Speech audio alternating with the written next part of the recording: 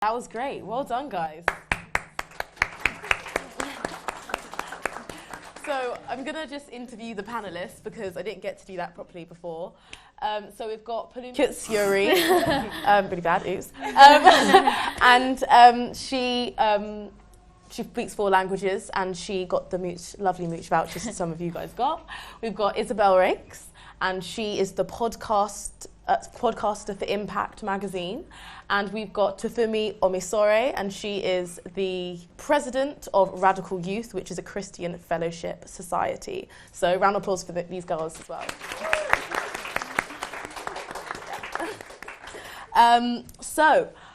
First of all, I wanted to talk about some of the points from that video. Fantastic video. By the way, guys, this is the first time they used these studio cameras and editing and stuff, so it's pretty sick. And one of the points I really took was university students living for the nights and not the days. And I really wanted to think about that and like the reasons behind that. Now, obviously, tuition fees are higher than ever. Some people have insufficient maintenance loans, and there's a high pressure to succeed, especially with social media and things like that. So students are under more stress than ever before. And there was a study, and it found out that 6 times more young people in England, aged 4 to 24, have psychological problems today than a generation ago. And last year, 95 students around England and Wales took their lives. So it is an issue. Now, one thing I wanted to ask you guys was, what did you think that we should be doing as university students to help each other to lower this number? First of all, publicity is really bad. And the university isn't transparent enough when it comes to issues such as suicide, for example, student suicide, which is quite high, and some guy mentioned in the video.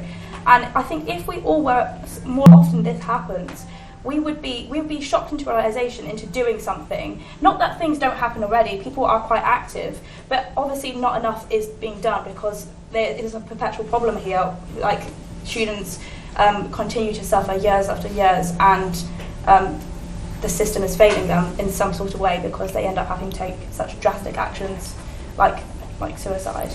Yeah, I think it's kind of about normalising it as an issue, because like each one of those people who would have committed suicide last year, they would have all probably thought that they were completely on their own and no one else felt like that. But obviously if 95 people did it, 95 people felt the same. So I think it is kind of about normalising it, like Ploumy said, kind of more publicity around the subject and kind of talking about it more, so people don't see it as kind of like more a disadvantage, but something that just like quite a lot of people go through, because obviously, like as you said, going to university is quite hard. Like it's a big jump when you first go. So like I feel people think that they're alone in it, but if we normalise it a bit more, people will kind of understand that there's other people who feel the same as them. And as you were saying, like when you try to get mental health on campus, it's like you're dealing drugs or something. Like you're not allowed to tell where you're going. The welfare officers aren't allowed to like declare their location on campus. You have to go to some random hut. Like a secret meeting. And like, why does it have to be such a like big deal that you are going to seek mental health help? It should. How about like have drop-in clinics or something like that? Just a casual conversation. You're not going there to sort of meet your end or your doom or something. It's just, you know, informal doing chat. what you need to do to sort, you know, help your mental health. I think even more importantly is addressing the fact that people have gotten to the stage where they need so much help. I feel like when you come to university, you can just be seen as, especially in such a big institution, as just a number. You're just somebody, do you know what I mean? And so I feel like if we address the root, it's that people have gotten to a stage where they are now isolated, where there are now problems, but now I'm isolated, do you know what I mean? Whereas, for example, that relationship with even staff or whatever should be more consistent throughout, regardless of whether there's an issue or not, so that when an issue arises, it doesn't become a thing where it gets so deep that you don't know who to look for or who to go for help. Because yeah, we have intervention when it gets bad, but what about before? Do we want it to get to a stage where people are feeling so alone? So you're talking about early intervention? Yeah, early intervention. So you mentioned isolation. So what sort of things would you recommend for students to not be so isolated? Well, obviously there are loads of things available, like societies and going to different groups and things and being surrounded by a community of people. But obviously I feel like when you come to university, it's more like, yeah, join a society if you want to. If you like to be alone, stay at home, no one cares. I feel like it should be like, join a society, like actually get involved in something, not just optionally, but choose one thing at least where you're surrounded by a group of people, where you're regularly going to interact with people, so that you have that relationship with other people, so that you're not ever in a position where there's no one. Because imagine being in a university and you've come with no one you know, and you've never got anyone around you. I think there's also this fallacy that you need to like get really drunk and go out during first year particularly in order to be perceived like a cool person, like you're sociable, you're doing the most, like you're making all these friends, when, as you said, like societies are probably a better option anyway. You don't need to be making these bold moves, like maybe pressurizing yourself to get extremely drunk and like to be able to socialize with people. And maybe that's just a healthier way of doing it. But what if, let's just say, because I know you guys are phenomenal humanities students, what if you're a, I don't know, chemistry student, 9 to 5s, labs, whatever they do. I didn't study chemistry, so I don't know, but they don't have much time to commit enough to a society. What would you recommend they do to ensure that they have good mental health? So maybe like gym, perhaps, I don't know. Yeah, gym's a good thing because obviously, like, one, it kind of clears your head to kind of focus on what you're doing and kind of the next step, because like obviously you get it, especially if you've got like a 9 to 5 day, you want something that's kind of out of that and away. But also I think if you're kind of one of those students, there's going to be other students who are like you too. You're not the only one doing that course, so like you can still go and meet the people on your course, you can still join the societies that the other people are in. Even though you might not have as much time, those people kind of have the same time as you. So there's still going to be people out there. It's not like you're going to be the only person in the whole of the university who's got that, like, not enough time to do anything. So I think, and also with social media, I know we were talking about it being quite negative and positive, but like in this way it could be used positively, because if you're constantly talking to people, then you won't feel as alone. I mean, I also think it's finding a way to make sure you get out of the house. I feel like some students, especially George Green Library recently, they just sit there all day and all night. When it's 24/7, they don't leave. So I'm thinking, I mean, I don't know how you're coping, but personally, I need to go out, take a walk, go to the gym, go and see a friend, do something. Do you know what I'm trying to say? So I feel like it's that kind of thing where the balance between uni life and social life and doing other things needs to be made known. Like, some people are sitting in the library for days, and that is not good for your mental health, whether you like it or not. I think it's just important to have another purpose other than submitting your coursework on time, getting your grade, like turning up to seminar with your preparation done. Like, you need to have something else in your life, because life is, at the end of the day, is much more than just getting your stupid coursework out of the way. Like, that's what the gym and society have in common. Like, you have something else to walk to, either like improving your body, just meeting new people, just getting yourself at the house. It gives you another reason to push forward, rather than just getting through the day and like getting to your lecture when you really don't want to. Nice. I really like that. And talking about bodies, 25% of adults feel shame, just over a third, so 34% feel let down, and 19% feel disgusted because of their body image in the last year. Now, the government have submitted a white paper, so they've submitted some sort of some sort of paper that will probably turn into policy one day, for an effective regulation of how body image is portrayed. Now, is this enough?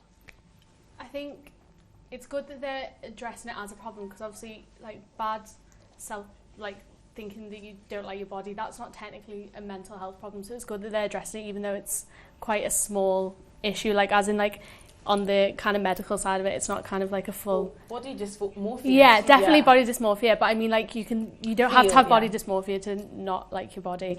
So I feel like it's good that they're addressing it, but then it's like, what's going to come out of that? Because it's usually on these social media sites and stuff that people see these influencers and think that they have to look like them. And even though now there's kind of this trend of people who are like, you know, kind of like being more natural, and there's more kind of curvier people, so there's all different types of body shapes. I still think that sometimes people think that they have to, if they're curvy, they have to look that curvy, otherwise that's the wrong curvy. So do you know what I mean? Like, I feel like it is kind of a hard situation to address, because either way people are going to kind of feel let down when they're constantly comparing themselves when social media is everywhere. I'm not going to lie, I think the real culprit here for like body image issues in our society, because it's only come up like this badly in the last decade or so, hasn't it? Like before that, as you said, the statistic, before that, mental health generally wasn't as bad as it is the last few years.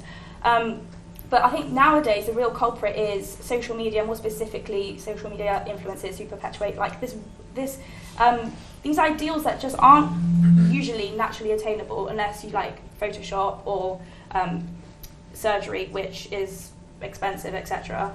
And so now the same group of people, these influencers, are turning it on its head, like you said, and they are showing their cellulite, their stretch marks, and parts of the body that, you know, just naturally occur. You can't do anything to fix it naturally. And so I think that's the most efficient way to combat this issue, is the people that were originally the problem are now turning out to be the solution to bad mental health. Well. I want to kind of know what the audience have to say. Do you agree with what Ploumy said? Do you think it's the influencers that need to change the narrative? Perhaps the media? Well, Lauren's got the mic, and she'll come over to you if you have a question or a statement. My question is that, like, I get what you're saying about the social media influencers, but that's also the way they make their money. So, like, if Instagram and all of that and social media is made in a certain way where certain people are going to make money, certain people are going to get the views and the brand deals and whatever, and they feel like they have to be that certain way to get there, how are they meant to go about that? Like, if the whole algorithm and the whole system works in that way, how are they meant to defy that? Do you get what I'm trying to say? Yeah. Well, doesn't that show that the system's malicious anyway, that they feel that pressure to sort of change their body in the first place? Yeah. They are also victims, in a sense, to these not stereotypes, but these ideals that we've imposed on ourselves. They are probably just in the same situation as us, really. They're the same. We're all the same.